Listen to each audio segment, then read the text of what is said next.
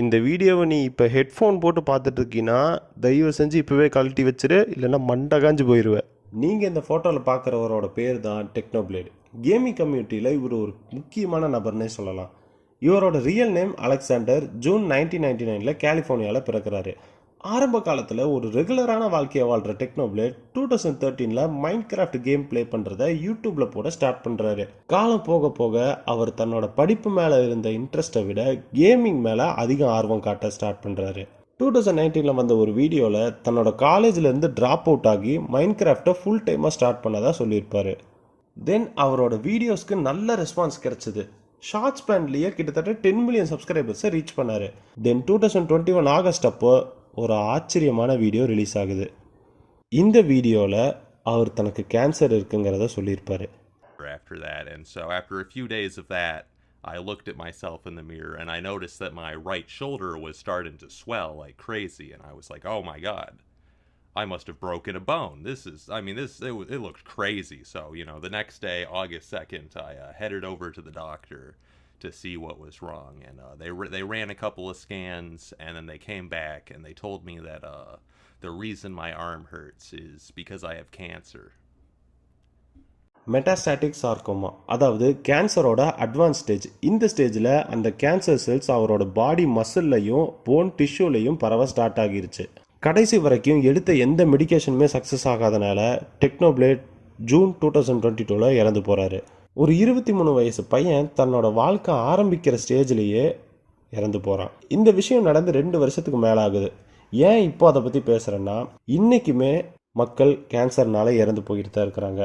In case அவருக்கு முன்னாடியே இருக்குன்னு தெரிஞ்சிருந்தா கூட அவரால் க்யூர் பண்ணியிருக்க முடியும். ரொம்ப லேட்டாக தான் அவருக்கே தெரிய வந்தனால அவரால் க்யூர் பண்ண கூட டைம் இல்லாமல் போயிடுச்சு. நம்ம மென்டாலிட்டி படி கேன்சர் வந்தால் அவ்வளவுதான், நம்ம சாக போகிறோம்னு முடிவு பண்ணுறாங்க. ஈவன் ஸ்டார்டிங் ஸ்டேஜில் இருந்தாலும் கூட அவங்களுக்கு அந்த கான்ஃபிடென்ட் வரல. பிகாஸ் ஸ்டார்டிங் ஸ்டேஜில் ஈஸியாக க்யூர் பண்ணிட முடியும், அண்ட் ப்ராப்பர் மெடிக்கேஷன் எடுத்தால் திரும்ப வராமல் கூட நம்மளால் பார்த்துக்க முடியும். இன்னும் நிறைய பேருக்கு தனக்கு கேன்சர் இருக்குன்னு தெரிஞ்சனாலே அதை ஃபேஸ் பண்ண தைரியம் இல்லாதனால நினைக்கிறாங்க. மக்கள்கிட்ட அதுக்கான அவேர்னஸ் இல்லை. ஸோ பாட்டம் லைன் என்னென்னா, நம்ம மைண்ட் செட் தான் மேட்டர்ஸ். கேன்சர் வரதுக்கான மெயின் காரணம் 2 விஷயந்தாங்க. ஒன்று ஜெனட்டிக்காக மியூட்டேட் ஆகி வருது. இப்போ ஒருத்தருக்கு கேன்சர் இருக்குன்னா அவங்களோட பசங்களுக்கும் அவங்க பேர பசங்களுக்கும் வரதுக்கான சான்சஸ் அதிகம். இன்கேஸ் அவர் கேன்சர் இருந்தும் அவங்களுடைய லைஃப் ஸ்டைலையும் ஹேபிட்டையும் கண்ட்ரோல் பண்ணி கரெக்டாக மெயின்டைன் பண்ணியிருந்தாருன்னா அது அடுத்த ஜென்ரேஷனை பாதிக்காமல் தடுக்கலாம். 2வது விஷயம், மற்றவங்க கிட்ட இருந்து நமக்கு வருது, அதையும் நம்மளால தடுக்க முடியாது. பட் வந்ததை எப்படி தெரிஞ்சுக்கலாம்னா, மெலிக்னன்சி டெஸ்ட்னு ஒன்று இருக்கு. இதில் என்ன பண்ணுவாங்கன்னா, நம்ம உடம்புல கேன்சர் செல்ஸ் இருக்குதா இல்லை அது பரவி இருக்குதா, எந்த அளவுக்கு பரவி இருக்குங்கிறது டோட்டலாகவே டயக்னோஸ் பண்ணிடுவாங்க. இந்த டெஸ்ட் நீங்கள் காசு கொடுத்து வெளியில தான் பண்ணணுன்ட்டு அவசியம் இல்லை. உங்கள் ஊர் ஜிஹெச்சில் கூட ஃப்ரீயாகவே பண்ணி தருவாங்க. இப்போ கேன்சர் வராமல் தடுக்கிறதுக்கான ப்ரிவென்ஷன்லாம் நான் சொன்னேன்னா இந்த வீடியோ ரொம்ப லென்த்தாக போகும். அதுவும் இல்லாமல் நீங்கள் இந்த வீடியோவை அவ்வளோ தூரம் பார்க்கவும் மாட்டீங்க. ஸோ உங்களுக்கு அதை பற்றி தெரிஞ்சுக்கணுன்னா நெட்டில் நிறைய ரெஃபரன்சஸ் இருக்குது, நீங்கள் அதில் செக் பண்ணி பார்த்துக்கோங்க. Most of the cancer starting ஸ்டேஜில் நம்மளால் கண்டுபிடிக்க முடியாது, அது கஷ்டம். இப்போ பிரெஸ்ட் கேன்சராக இருந்துச்சுன்னா அந்த இடத்துல பிளட் டிஸ்சார்ஜ் ஆகிறது, வீங்கிறது, இந்த மாதிரியான சிம்டம்ஸ் வச்சு நம்ம கண்டுபிடிக்கலாம். இதுவே லங் கேன்சர்னா கூட நம்ம இரும்புறப்ப ரத்தம் வருது, இதெல்லாம் வச்சு கூட நம்ம கேன்சர் இருக்கா இல்லையாங்கிறது ஒரு ஐடியா வச்சு நமக்கு கிடைக்கும். பட் இதுவே லுக்கீமியா, அதாவது பிளட் கேன்சராக இருந்துச்சுன்னா நம்மளுக்கு சிம்டம்ஸ் மோஸ்ட்லி தெரியாது. இதை நான் முன்னாடி சொன்ன டெஸ்ட்டில் நீங்கள் எடுத்து பார்க்குறப்போ உங்களுக்கு தெரிய வரும். பட் ஒன்று மட்டும் மனசில் வச்சுக்கோங்க, உங்களால் தாங்க முடிகிற அளவுக்கு தான் உங்களுக்கு கஷ்டம் வரும், தாங்க முடியாத அளவுக்கு கஷ்டம் வராது.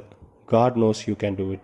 இதுவும் தெரியாது, நீ அவனை வர சொல்லு, பார்க்குறேன் கரெக்டாக இருக்கும், நீ வர சொல்லு. ஓகே, நினச்சி பாருங்கள், உங்கள் வாழ்க்கையோட லோவஸ்ட் பாயிண்ட்லேருந்து சக்ஸஸ் ஆகிறப்ப அந்த ஒரு நிமிஷம், அந்த ஒரு நொடி நமக்கு கிடைக்கிற சந்தோஷத்துக்காக நம்ம எவ்வளோ வேணாலும் எஃபோர்ட் போடலாம். நீங்கள் நீட்டில் ஃபெயில் ஆகியிருந்தாலும் சரி, ஈவன் உங்களுக்கு கேன்சர் ஸ்டார்டிங் ஸ்டேஜில் இருந்தாலும் சரி, உங்களால் அதிலேருந்து வெளியே வர முடியுங்கிறத நீங்கள் நம்புங்க.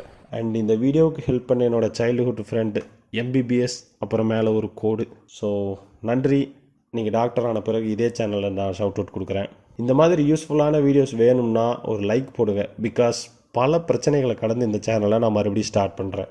நெஞ்சமெல்லாம் பொண்ணு அறக்கு தம்பி, மறக்க முடியல. இந்த வீடியோவை நீ கடைசி வரைக்கும் பார்த்துட்டு இருந்தீங்கன்னா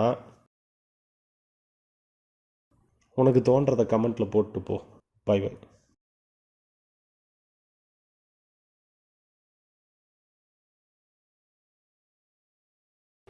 and Iron Axe. All right, we're just gonna lie down. Lie down on the floor over here. All right. Good night, everyone. I'm gonna end the episode here. I hope you all enjoyed, and I'll see you guys next time. Bye.